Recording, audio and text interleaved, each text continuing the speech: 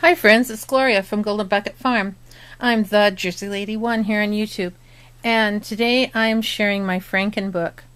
I see or hear people talking about making Franken pages or Franken paper by sewing together different papers, and I had to kind of cobble this little book together, or this big book together, so I'm calling it my Franken book.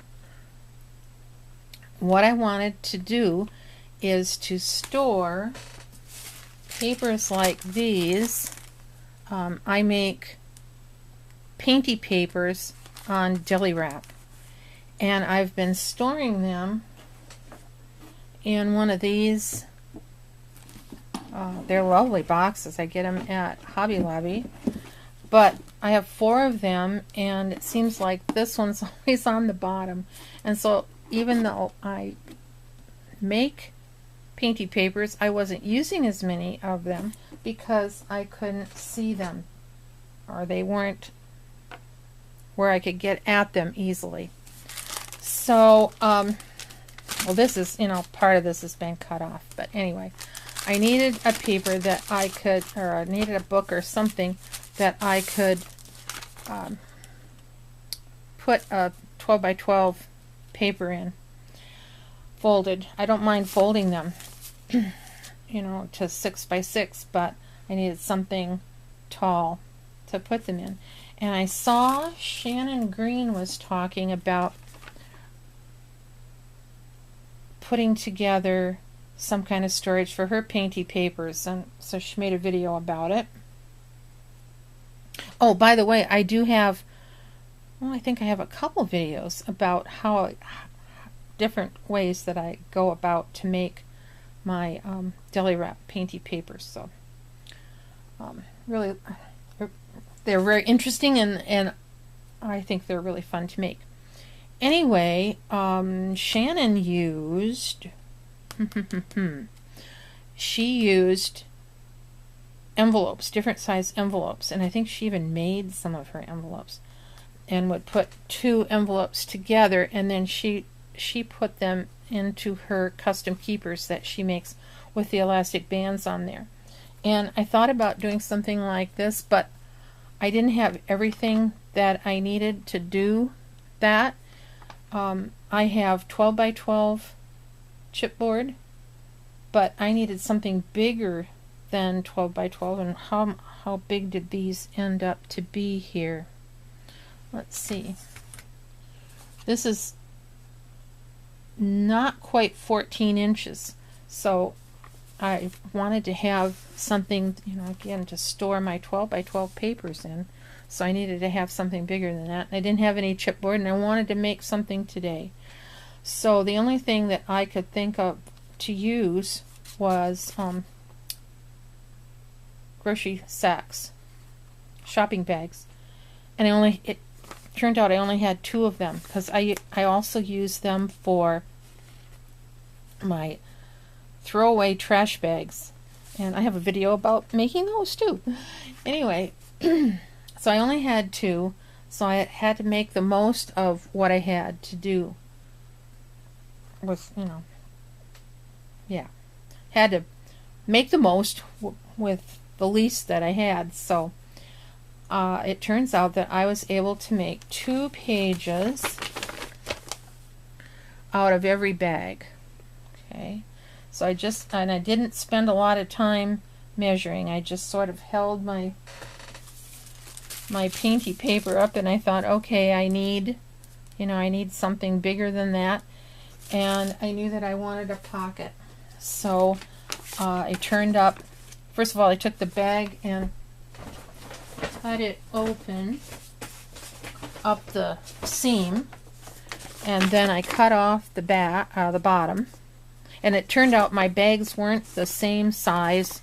They were from different stores, and so, okay, anyway,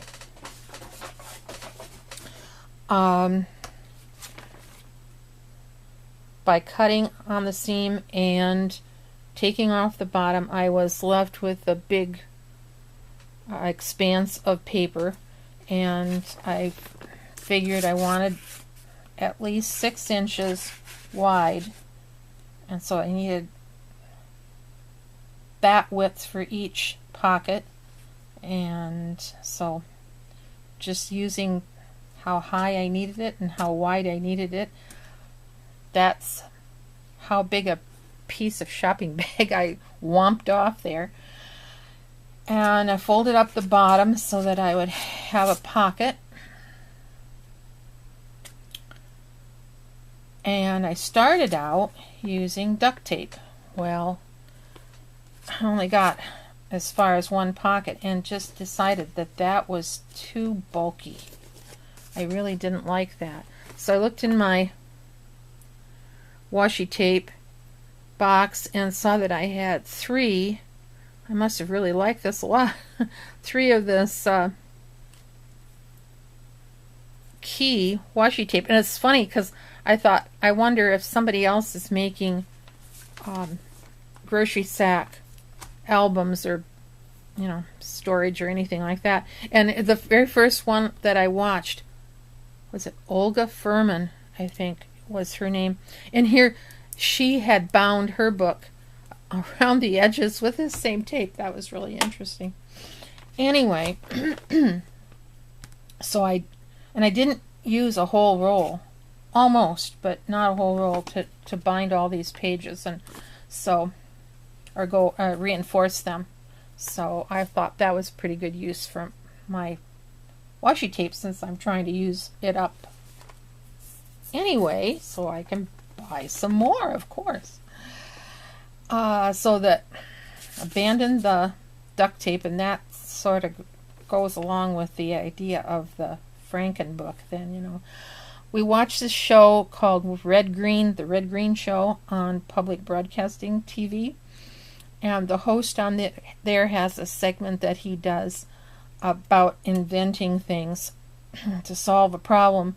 And he says, if the women don't find you handsome, they should at least find you handy. And so that's really my thought on this book. It may not be handsome, but it certainly will be handy. So I made 4 pages then, 2 each from my 2 bags. And from the scraps, I had enough to put together. I had to piece it to make a cover, and I cut the cover just a little bigger than my pages. I have a big roll of reinforced paper packaging tape, and this is the old style. You have to wet it with a sponge to make it sticky. So when you fold your pocket up on one side of your page, okay, that makes your pocket. But on the back side of the page, then there isn't any paper there to make the pocket. If I had a 3rd bag, I could have made that. But I made my pockets then on the back side of the pages with the packaging tape, and I folded it back on itself so it's double thick, and then glued it down. Let's see what else then. So anyway, I made my 4 pages. I made the cover, and I put a pocket on the inside of the cover, and I didn't on the outside. And so you get left and right and front and back on each page, and I had 4 of these big pages, so that meant 16, and I put a pocket on the inside front and the inside back, so that's 18 pages then, or 18 pockets that I will have for storage from my 2 grocery sacks. So I thought that was a pretty good use of 2 shopping bags. Alright, to bind this, I figured since this is a pretty big span, I would need 3 knots, so 2 holes for each one, so that was 6 holes. And when I punched my holes, just a second here, whatever this deal is this the the crocodile anyway. When I did my punching, I didn't do the whole book at one time. I did just one page, you know, folded at a time. And I looked through the little hole where you can see, and I only punched a half circle on the fold, so that when I opened the bag or the page up, see, I have whole circles there. Let's see that to work with. So that made it really, you know, easy. I just marked where I wanted the holes on the first one and used that one, that as a template for the rest of them. Okay, and I put 4 strands of crochet cotton for each, you know, put those through and tied double knots. And really, this is not archival crafting, you know, this is mother, what is it? Need is the mother of invention or something. So I needed some place to put my papers, and I worked with what I had, and so I am happy. So now I have, what is it, 18 pockets, and like here I had to, this is more of the Franken book. The top of one of the bags was sort of beat up, and so I had to reinforce it. But I think if I made another one and I had enough, you know, bags to work with, I could make a pretty decent looking bag. But this is going to do the job for me now. So when you go to the grocery store, if you don't have some bags already and you want to try this, they say paper or plastic, say paper please, and you'll have the makings. If you can just get 2 bags of groceries, you'll have the makings for your very own. Hopefully yours won't be a Franken book like mine. Yours will look better, but I hope that it will serve the purpose for you too, to store some different size papers that you might have. And of course you could make this any size that you need, you know, that you want, but this is what I was hoping to use the book for, and also hopefully that I will be able to see and use the pretty painty papers that I make more often. So alright, well, thanks for watching. I'll be interested to see what you have to say if you've made a book like this, or if you try it. I'd love to see and hear how it turns out for you, or if you have some suggestions of how I could improve my Franken book. But for now, take care. God bless, and we'll see you soon. Bye-bye.